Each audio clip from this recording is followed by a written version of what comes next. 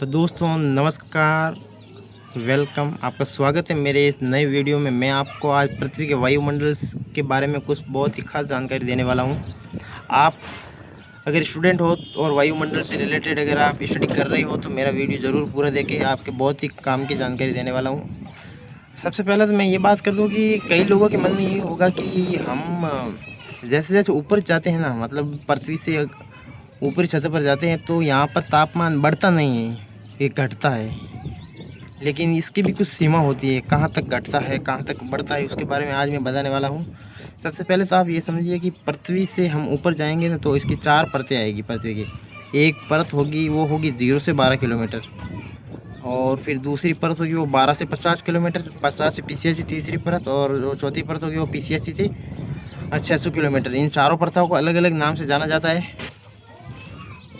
जो पहली परत है उसको तो सौर मंडल कहा जाता है। जो सौर मंडल होती है, मतलब जो 0 से 12 किलोमीटर की जो पहली परत होती है ना, जो पृथ्वी से वजह से हम ऊपर जाएंगे तो जो 0 से 12 किलोमीटर उसको सौर मंडल कहा जाता है। तो यहाँ आप इस हिसाब से अंदाज़ा लगा सकते हो कि यहाँ पर तापमान गिरेगा, मतलब हम 0 से 12 किलोमीटर तक जाएंगे वहाँ तक तापमान कम होता जाएगा। आप ऐसे 165 डिग्री 165 मतलब मीटर ऊपर जाओगे तो 1 डिग्री सेल्सियस तापमान कम हो जाएगा। 1 किलोमीटर तक आप ऊपर जाओगे तो 6.5 डिग्री तक तापमान कम हो जाएगा। ये मतलब घटात है ना, मतलब जो तापमान में ये कटौती होती है ये 12 किलोमीटर तक होती है। लेकिन 12 किलोमीटर के बाद में वापस तापमान बढ़ना शुरू हो जाता है। वहाँ से स्टार्ट होगा समताप मंडल, और सप्ताह मंडल को हम ओजोन परत कह सकते हैं। हम जो सूरज की जो पराबैंगनी किरणें आती हैं ना वो सोख लेती है, मतलब वो नीचे नहीं आने देती है पराबैंगनी किरणों की। तो आपने सुना ही होगा कि पराबैंगनी किरणें ओजोन परत के कारण नीचे नहीं आ पाती है। तो आप ये अंदाज़ा लगाइए कि इस कारण जो समताप मंडल होता है जो कि 12 किलोमीटर से 50 किलोमीटर के बीच होता है, वहाँ पर तापमान वापस बढ़ जाता है। ठीक है, तो वो ओजोन परत का हो या फिर हम समताप मंडल कहें कि वहाँ पर तापमान बढ़ता है, घटना नहीं है।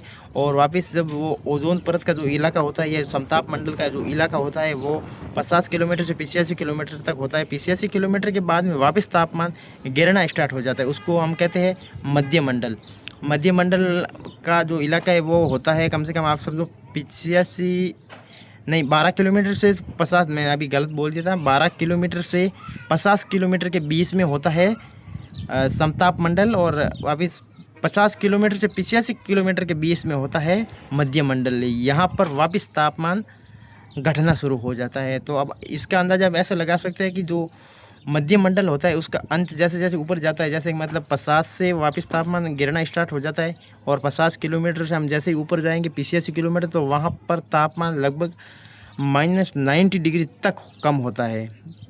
और सप्ताप मंडल के बाद में जो सबसे लास्ट वाला आता है वो होता है तारा मंडल।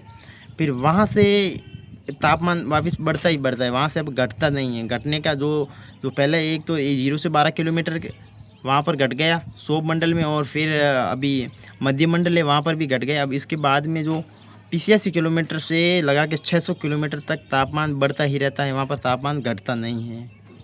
तो ये जानकारी आपको कैसी लगी? ऐसी और अन्य जानकारी के लिए हमारे चैनल को सब्सक्राइब कीजिए और मेरा सपोर्ट कीजिए।